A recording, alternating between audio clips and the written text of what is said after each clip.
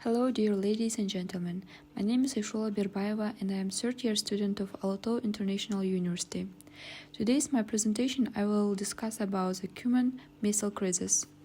The Cuban Missile Crisis, October 1962, the Cold War.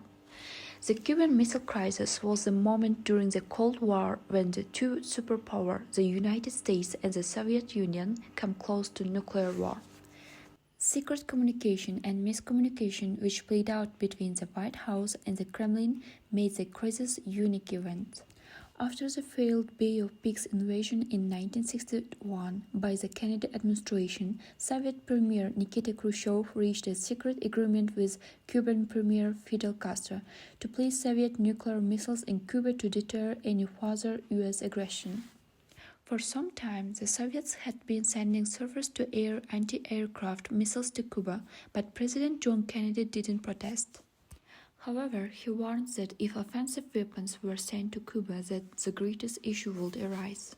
On October 14, 1962, U.S. U-2 spy planes took several photos showing sights from medium and intermediate-range ballistic nuclear missiles under construction in Cuba.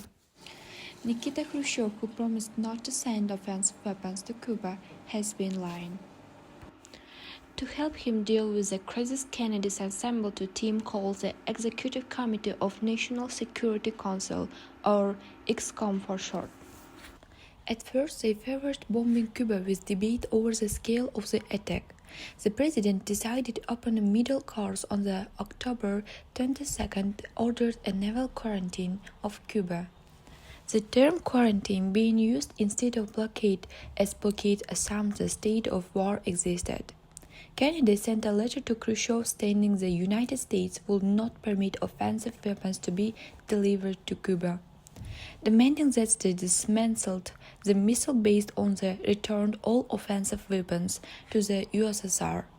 He also went on national television to inform the public of the crisis, in which he said, "It shall be the policy of the nation to regard any nuclear missile launched from Cuba against any nation in the Western Hemisphere as an attack by Soviet Union on the United States." Crying of retaliatory response upon the Soviet Union on October 24th, Khrushchev responded to Kennedy, describing the U.S. blockade as an act of aggression, and the Soviet ships sent to Cuba will be ordered to keep going. Some Soviet ships turned back and others proceeded. They were stopped by the U.S. naval forces, but were discovered to contain no offensive weapons. Nevertheless, U.S. reconnaissance flight over Cuba indicates the Soviet missile sites were nearing operational readiness with no clear solution to this crisis. The U.S. forces were put at DEFCON 2. On 26 through 27 October, Khrushchev sent Kennedy a message stating the USSR would remove missiles from Cuba in return for a promise from the United States not to invade the island. Resolution to the crisis was not looking helpful, but later a second letter was sent by Khrushchev which provoked debate again. It demanded that the deal would also require the removal of U.S. Jupiter missile from Turkey. The same day, U.S. U-2 reconnaissance jet was shot down over Cuba. Kennedy prepared for an attack on Cuba within days as they searched for any remaining diplomatic resolution. That night, Kennedy ignored Khrushchev's second message and proceeded to the Soviet Union steps for the removal of the Soviet missile from Cuba under supervision of the United Nations and the guarantee that the United States would not attack Cuba.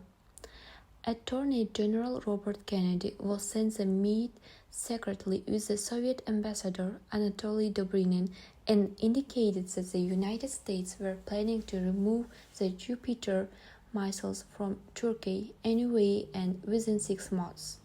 This was to be kept top secret.